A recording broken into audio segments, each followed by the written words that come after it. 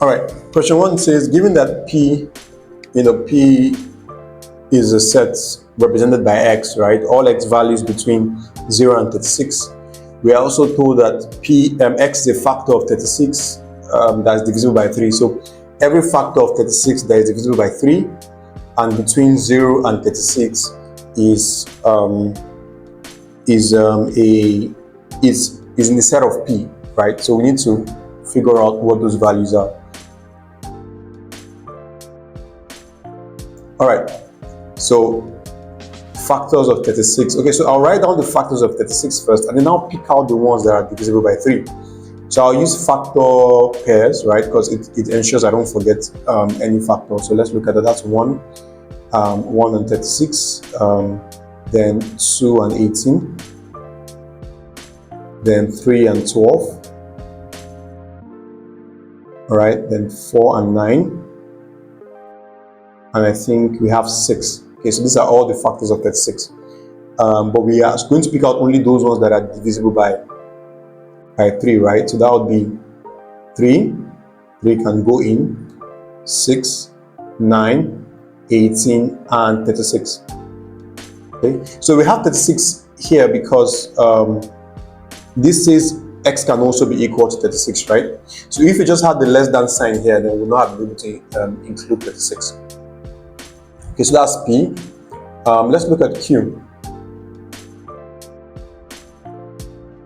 All right, so for Q, we're told values between 0 and 36 is an even number and a perfect square. So I think it's easier to list the perfect square and then look for those that are even, because if we list out even numbers, that would be a lot, right? So we'll list out the perfect squares and then look for those that are even to help us qualify for Q. So Q would be represented by, we'll put that here, but let's get the perfect squares. First, we have 1. Sorry, we have 0, right? 0 is a perfect square. Then 1, then 4, right? Then 9, then 16, 25, and 36. Okay? So we could include 0 and 36 again, because you can see here that the arrows says less than or equal to, so 0 and 36 are included. All right, but we only need the even ones, right? So that means we'll just pick out 0. 0 is even, 4 is even, 16 is even, and 36 is even. Okay? Now we are asked for the intersection of this and this. Intersection means and, right? What would you find in both? What would you find in both of them? So anytime you see the sign intersection, just think of and. What's present in P and in Q? All right, so P intersection Q would be, well, just 36, right? Just 36. That's option B. Just 36. That's option B. All right. Great. Let's look at question 2.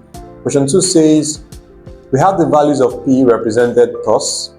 All values, any value of X, but X is between 1 and 6. And Q, so that Q is between 2 and 10. Okay, but X are integers, so we're dealing with only whole numbers, right? Only whole numbers. And we should find the number of elements in P intersection Q. Now, if you look here, there's something neat. You can see that you have only less than, so it's not less than or equal. So that means that 2 and 10 are not included, all right, in your distribution. So we can write out the values in P and the values in Q and then make our way from there, right? For P, we would have 1, 2, 3, 4, 5, and 6. Whilst for Q, we would have, again, remember, we're not going to include 3, right? We'll have 2 rather, we would include 2, so we'll include 3, 4, 5, 6, 7, 8, 9, okay, not including 10, all right? So not including 10. So that P intersection Q, intersection simply means what can we find in both, all right? What's available in P and Q. So when you think of intersection, just think of and. What's in both P and Q. So let's look at that carefully. 1 is not present in both, 2 is not present in both, but we have 3. All right, so 3 is present in both, 4 is present in both, 5 is present in both, 6 is present in both.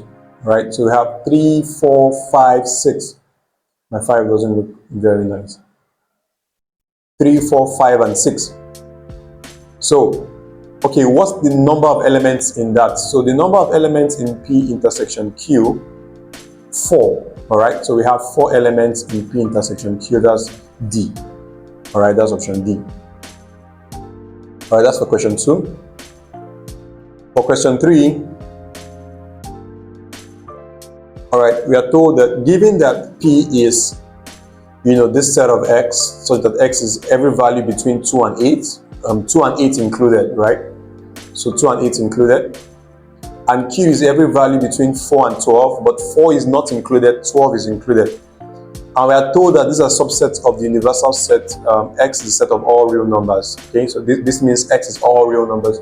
Real numbers just means numbers that are not imaginary, right? So no I or anything, and then also numbers that are that can be found on the number line, right? So not like maybe a sword, or even some constants like pi. Pi is not a real number. Is pi a real number? Pi is not a real number, right? Because I don't think it can be found on the number line. You know what? I should probably stop talking. Yeah, but pi and e.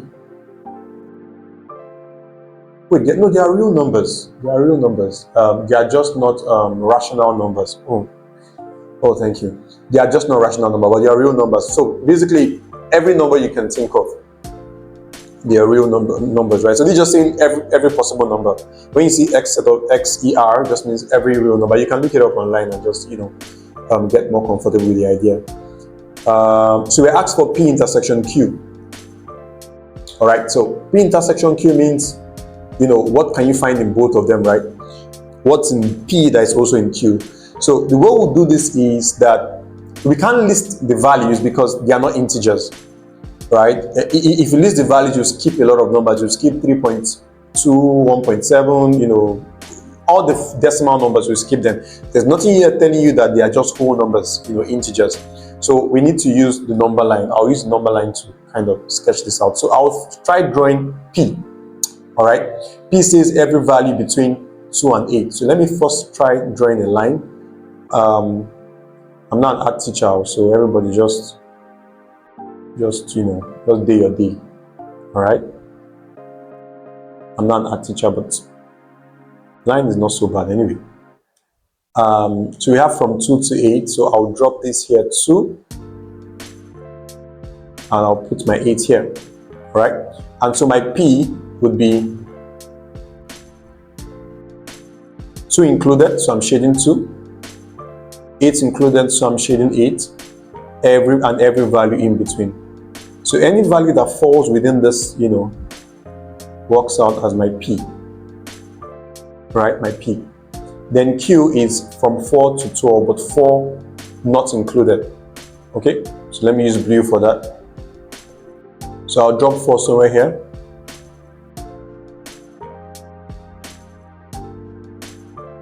Oh, I shouldn't shade that, right? That's an empty hole here. Because 4 is not included, so this is 4. And then 12 will be somewhere here. But 12 included, right? So this here is my Q. Okay. Now the question we have been asked is, what do we find in both of them together? What do we find in both of them together? So here it's only P, right? And this side is only Q. Where you find both of them is from here to here, all right? Which is 4 to 8. But then 4 with a hole in it.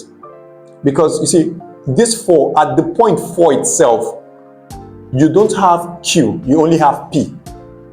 All right, because of course it exists for 4, but it doesn't exist for Q. So that would be a hole.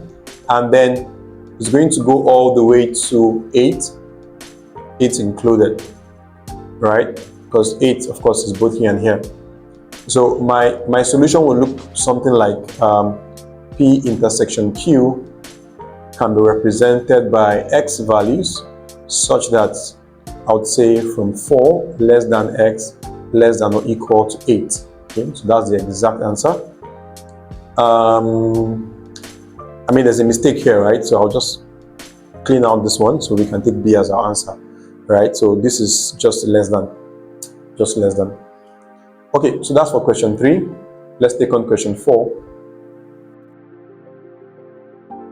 Question 4 says, given that P can be represented by x value such that x is a multiple of 5, Q can be represented by x value such that x is a multiple of 3, and R is, x value such that x is, x is an odd number. But all of these values are within the range of 20 to 35. So we asked to find P union Q intersection R. So the first thing I'll do is I'll list them, right? I'll list out the values, that are in that range. So for P, all multiples of 5 within this universal set here would be 20, 25, 30, 35. All right, that's for P. And then for Q, we are going to have multiples of 3, so that will be 21, 24, 27, 30, 33, and 35. And 30, oh no, 35 not included. So I think we should stop there, right? Yeah. All right, and then for R would be, let me bring it down in case someone can't see what I'm writing, okay? So R would be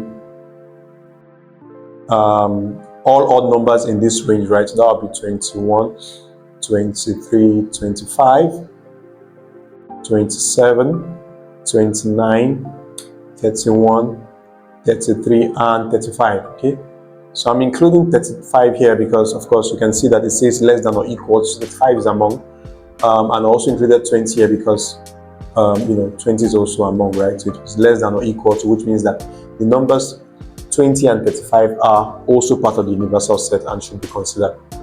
So we've correctly listed our terms now. The next is we need to find P union Q so we can do that intersection. So P union Q, union simply means what you have in both of them, right? Union means what you can find in both of them. So I can find 20, 21, 24, 25, 27, 30, okay, 33, and 35. So there's no need to write 30 twice, right?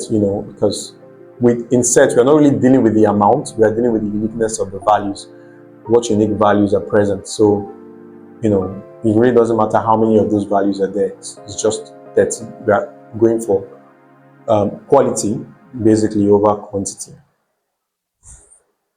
Okay, so now we need to find the intersection. So union means what can you find in P or Q? So union means or. For intersection now, intersection means what can you find in the first set and the second set. Okay, so we'll just be looking at, say, okay, what's unique, what can we find in both of them? All right, what's common to both of them?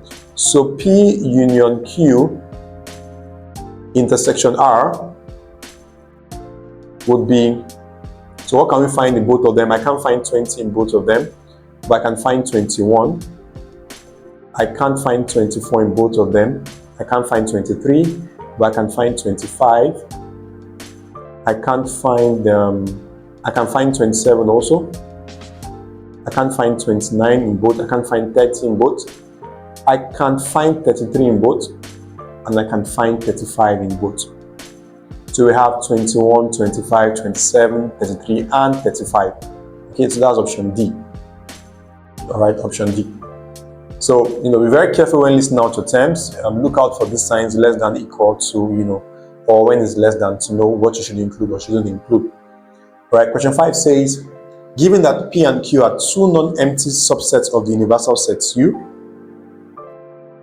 find P intersection Q, what? P intersection Q union Q prime. Oh, okay. So Q union Q prime would basically be the entire universal set. Because Q is, of course, the circle that, or the set of Q. Q prime is everything that is not Q. So if I combine Q with everything that is not Q, I'll end up with the entire thing, right? So that's that. So this is your universal set here.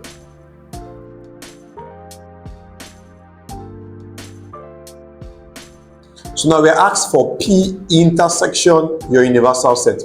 Of course, P is in your universal set, right? So P intersection your universal set. What is in P that is also in your universal set is everything in P. All right, so the correct option is C. All right, but I think we can also draw this just to better illustrate what's going on. Okay, so let's draw this and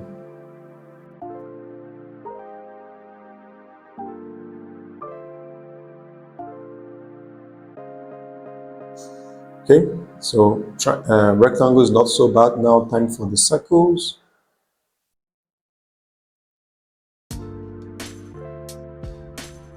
Oh, again, I'm not an art teacher, please.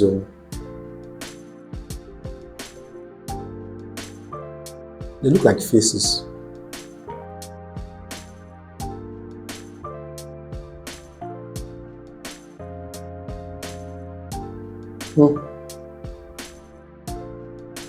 Okay, so we have P here and we have Q here. So we'll start with Q union Q prime. So Q is just everything in Q, right? So I'm going to use blue for Q, everything in Q.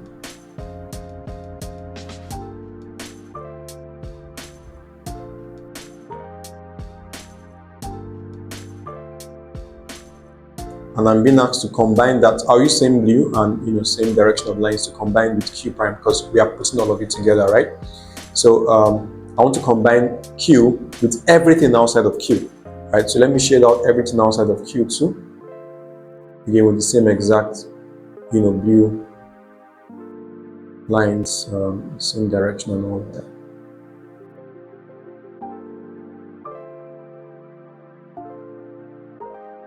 So this is my Q prime that I'm shading outside of Q, that is. And you can see that the combination of both of them is literally the universal set, right? It's literally the universal set. So now that we have that, the next goal now is to intersect that with P. So let's shade P.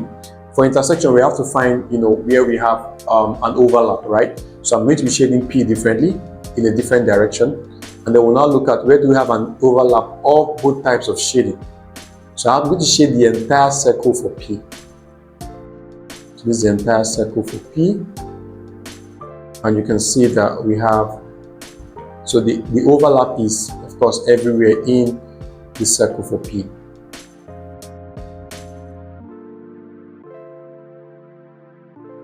All right, so the correct option is option C. Option C. Okay, that's it for question 5. Let's move on to question 6.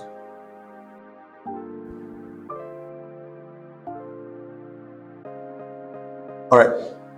Question 6 says we have set P, which is represented by all x values, such that x is between 1 and 6, and question Q represented by all x values, such that x is between 2 and 9. All right, but both limits are included, right? 1 and 6 is included in P, and 2 and 9 are included in Q. So we have P. My values in P are,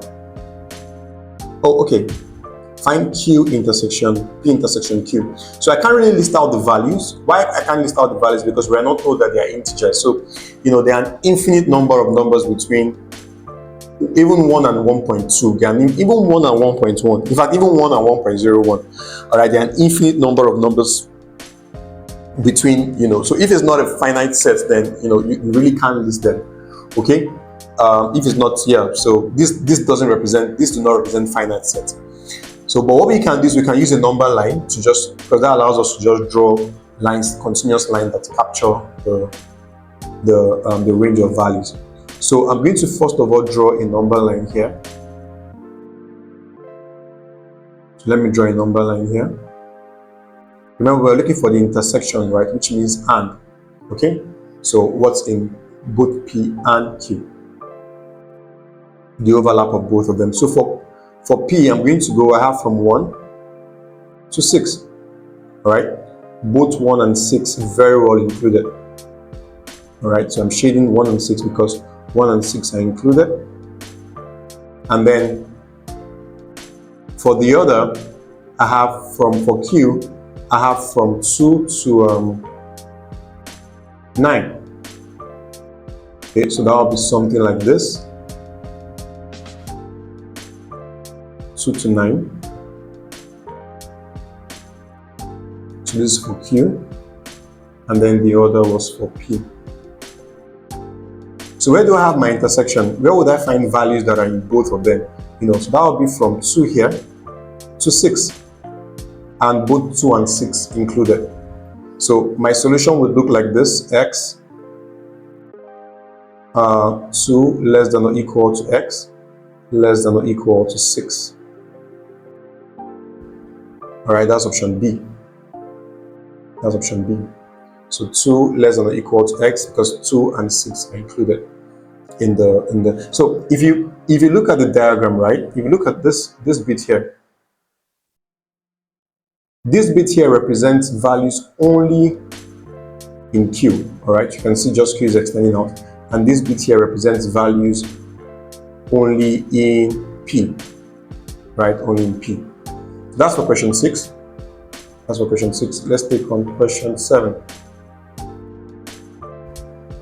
7 says P, is represented by n squared plus 1, such that n, you would plug in values for 0, 2, and 3 into n squared plus 1 to get the values for P.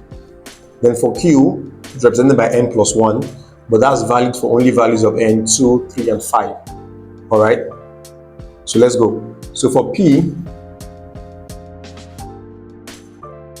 okay, when I plug in 0, I'll have 0 squared plus 1, which is 1. When I plug into, I'll have 2 squared plus 1. That's 4 plus 1, that's 5. And then when I plug in 3, I'll have 3 squared plus 1, which is 10. All right, 9 plus 1 is 10. So we can do the same thing now for Q to see what values we have in set Q. All right, if I plug in 2, I would have 2 plus 1, that's 3. If I plug in 3, I will have 3 plus 1, that's 4. When I plug in 5, I would have 5 plus 1, that's 6. So the question now is, what is P intersection Q? What values do I have both in P and Q? Well, there is no intersection. Intersection means and. What can you find in P and in Q? All right, so there's no value, so we'll just go with option A. All right, A, an empty set. You could also say that P and Q are disjoint, right? Because they have no intersection, there's nothing in common. All right, question 8 says, P is set of x such that x is any number between -2 and 5, right?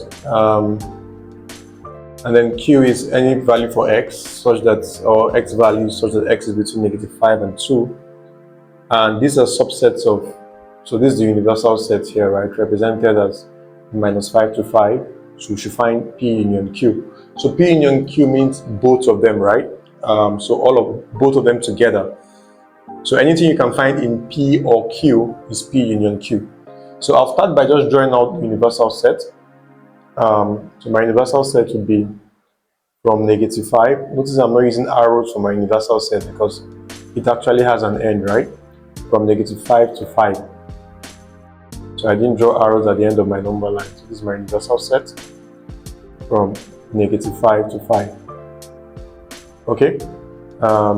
Next, my values for P would be somewhere from -2 to 5. But -2 and 5 not included. So I'll look for, I can put -2 somewhere here, and then all the way to 5. So I'll put a circle here, and another circle here, because they are both not included, and draw it just like this. Okay, and then my q would be from -5 to 2, again not included, right? The n value is not included, so -5, I'll draw a circle here, to 2, so now I'm doing q, so let this be maybe 0, so let me put 2 here, all the way here. Okay, so if I want to have, the full stretch of both of them put together, not minding where they overlap, just both of them put together, and then also be careful of the endpoint. You find out that it's everything from -5. You would find at least one of them present from -5 all the way to 5. The only thing you need to note is that your endpoints are empty. All right, your endpoints are empty. So it's very similar to the universal set, aside from the endpoint. So my P union Q would be something like x values -5 less than x less than 5. All right, and that's option D. Option D. That's for question 8. Let's take question 9. Question 9 says, is a probability problem. We're told that x and y are two independent events such that P of x is 1/8 and P of x union y is 5/8. Find P of y. Okay, so there's a formula that you could use, but I think I would want to explain that a bit. Yes, but the formula is actually P, probability of x union y would be P of x plus P of y minus rather, right? And I'll explain why. Minus P of x times P of y. Okay, so just by doing the algebra, you can plug your values in and then you should be good to solve for whatever P of y is supposed to be in this case. But I want to draw the Venn diagram and kind of show you why that is. Okay, so P of x union y is basically, you're trying to find out what we have everywhere here, right? So this is x union y, both of them together, and then here is x, here is y.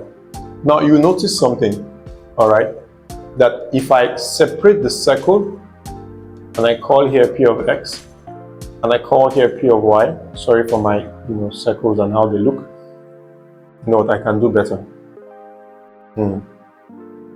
And I call here P of y, you find out that if I just add up two of them, I won't get this. The summation of these two is a little more than this. Why? Because you see this section here, this intersection here in the middle, right? Here. You have it both here and here. So if I'm trying to get this shape, after adding two of them, because this intersection portion will be occurring twice, I have to subtract it once. Now, the meaning of this intersection is, so that's why we have to say P of x minus P of plus P of y. All right, so that's giving you the whole thing here and the whole thing here. When calculating that, you've had this middle part twice, so you have to subtract it once. Now, the next thing now is, because this is a probability problem, the probability of this intersection means probability of both x and y occurring, right? That's, you want x to occur and then y, so that's a multiplication scenario, right? That's why what's going on in here is actually P of x times P of y. So you are subtracting it once because it's occurring twice. Yep. So basically that's how we arrive at this formula, that the union of both of them will be each of them individually, but because the intersection occurs twice, it occurs both here and here, you have to subtract it once. Okay, but if you're fine with the formula too, or just thinking about it that way, that's fine. So we can walk through this. P of x union y is 5/8.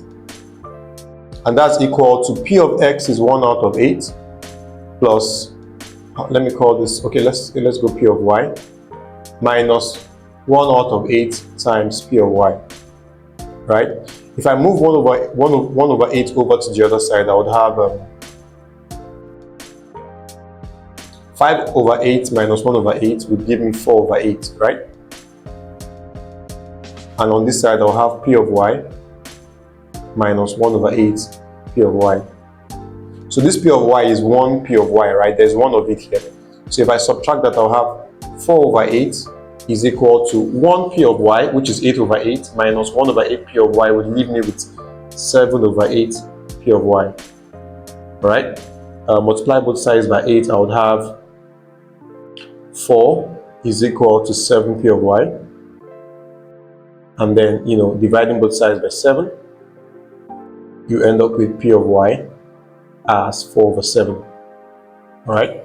So that's basically that for question 9. So for question 10 now, for question 10 we have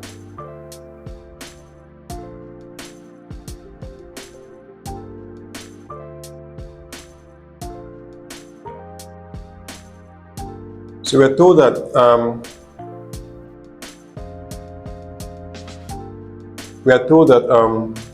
y is equal to 4x minus 1. List the range of the domain, all right, where x is an integer. So list the range of the domain. So we have y is equal to 4x minus 1. What this presents to us is that it presents to us this relationship y is equal to 4x minus 1, and I can really just list out the values for on the table, right? We are told that the domain is from -2 to 2, right? So that means domain basically means your x values, right? So from -2 to 2, so this is -2, -1, 0, 1, 2. Okay, I had one extra space. And so we're asked for the range, which would basically mean the corresponding y values. So all we need to do is just throw in the values for x, solve for the corresponding values of y, and then that makes our range, right? So range means set of y values, and domain means set of x values in this question for this relationship. Okay, so we've written out our set of x values. We are solving for our set of y values now. So when I plug in -2 in here, I'll get y will be equal to 4 times -2 minus 1. That'll be -9. All right. When I plug in -1, I'll have y is equal to 4 times -1 minus 1. That'll be -6, right? When I plug in 0, that'll be y is equal to 4 bracket 0 minus 1, which gives me -1.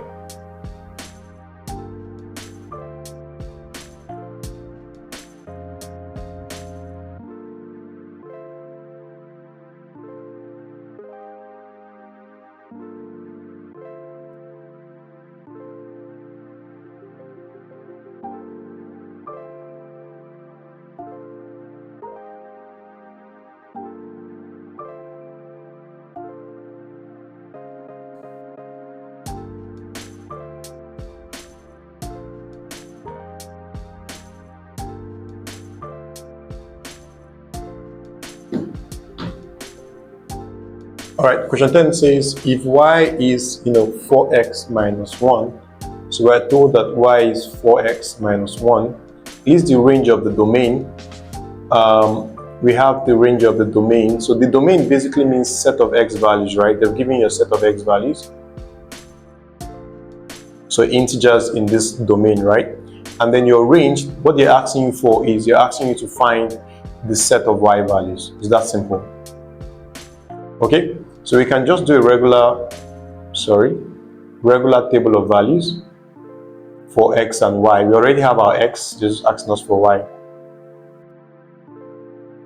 So for our x values from -2 to 2, both included, right? So that will be -2, -1, 0, 1, 2. So we now need to solve for the corresponding y values using this this relationship. So for my range, my first y value would be 4 bracket negative 2 minus 1. That's negative 8 minus 1, which is negative 9. Next, y is equal to 4 bracket minus 1 minus 1. So that's negative 4 rather, minus 1, which is negative 5. And then you can do the same all the way down. Knowing it's a linear function, you know that it's just going to be increasing by the slope, right? Since our x is increasing by 1. So next value here will be negative 1, next to the 3, and the final one will be 7. So we're looking for the range of values would be the set that contains negative 9, negative 5, negative 1, 3, and 7. All right, that's option A. That's option A.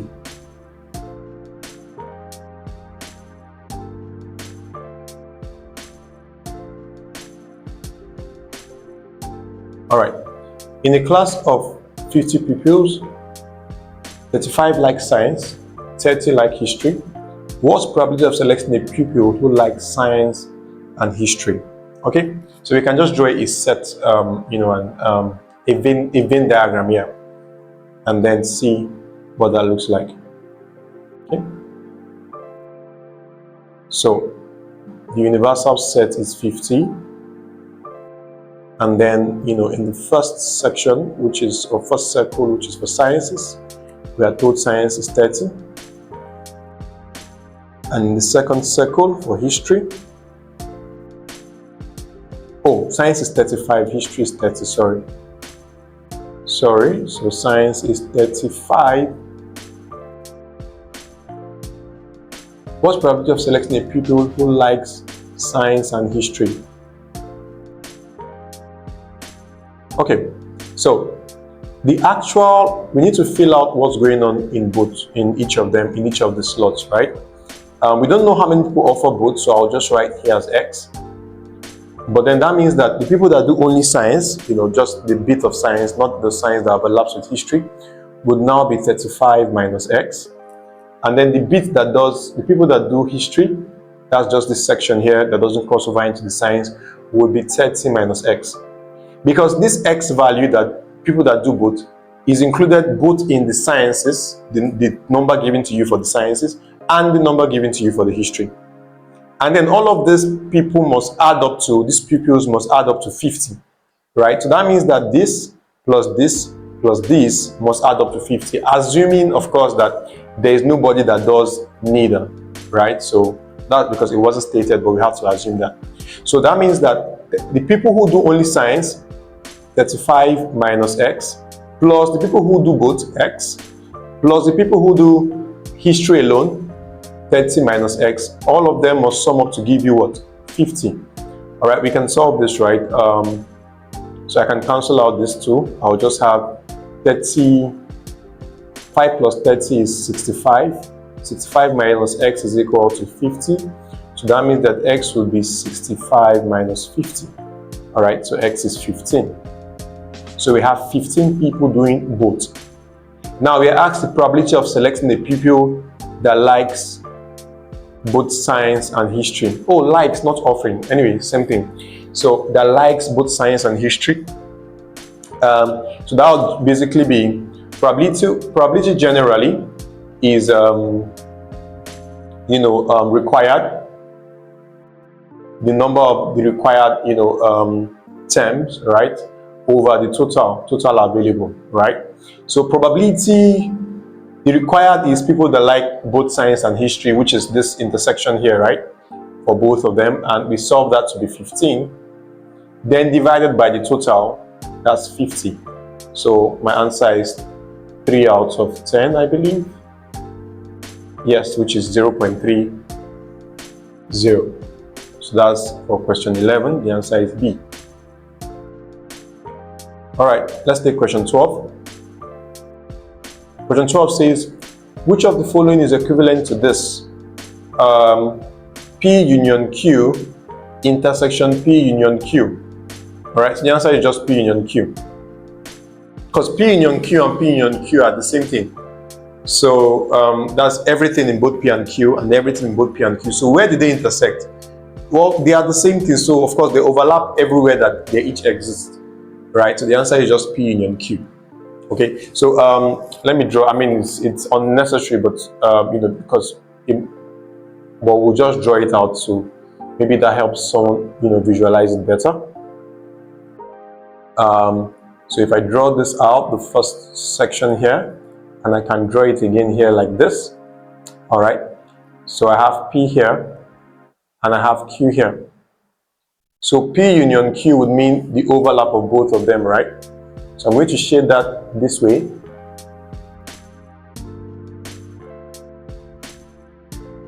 Did I say overlap? Sorry. All of them together, right? So what you can find in P or Q.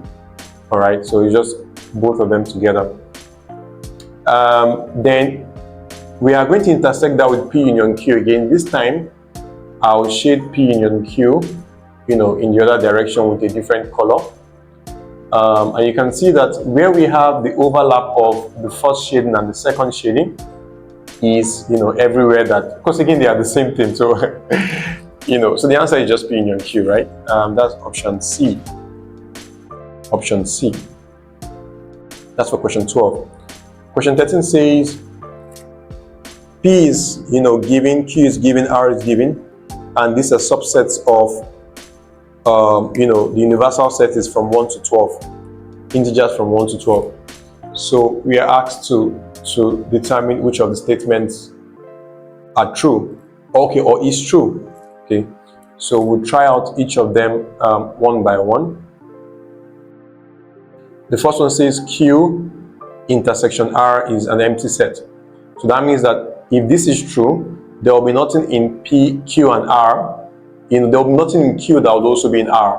And that's a lie because you can see 2, right? So Q intersection R is equal to the set that contains just, I think it's just 2. Yes, but it's not empty. So this is wrong. B says R is a subset of P. So that means that everything you find in R, you must find in P because R is a subset of P. So let's check that. That's not true because, you have 2 in R, but that 2 is not in P. So R is not a subset of P. All right, so this is also false. R is not a subset of P. So the next we are being told is that P prime intersection R, the number of elements in that set would be 2. So let's look for P prime and then find the intersection of P prime and R and check for how many elements are in that set. So P prime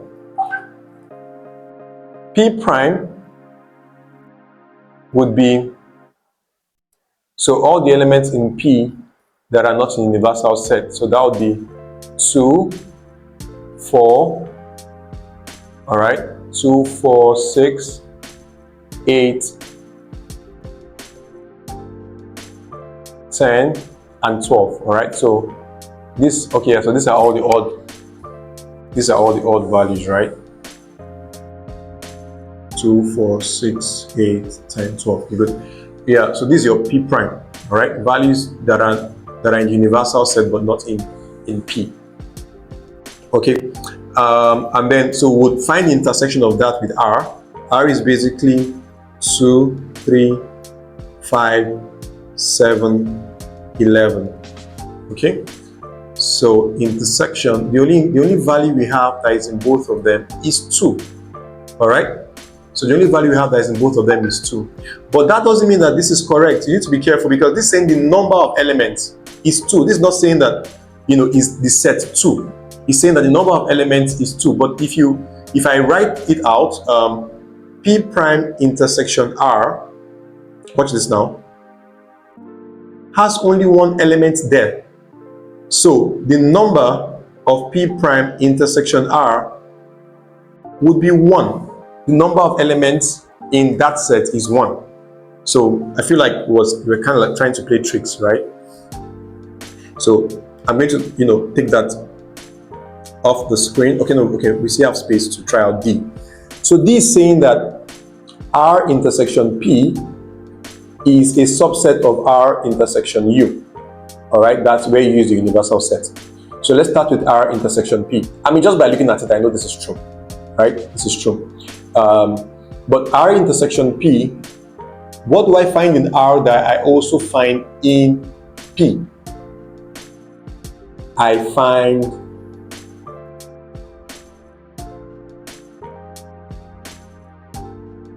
three, 5, 7, 11. All right. Then R intersection U. So think about it. The universal set contains everything. So what will I find in R that I'll find in U will be everything in R, right? So this will just be the set that contains, sorry, let me put this. So R intersection U will just be the set that contains 2, 3, 5, 7, 11. And you can write out your U and compare it, it just makes sense, that the intersection of, if it's a subset, then the intersection would be, the set R. So we are then told that this is a subset of this, which is true. Because everything you find here, you can find here. All right, so you can remove R intersection P from R intersection U. You can remove it from there because everything you find in the first is in the second.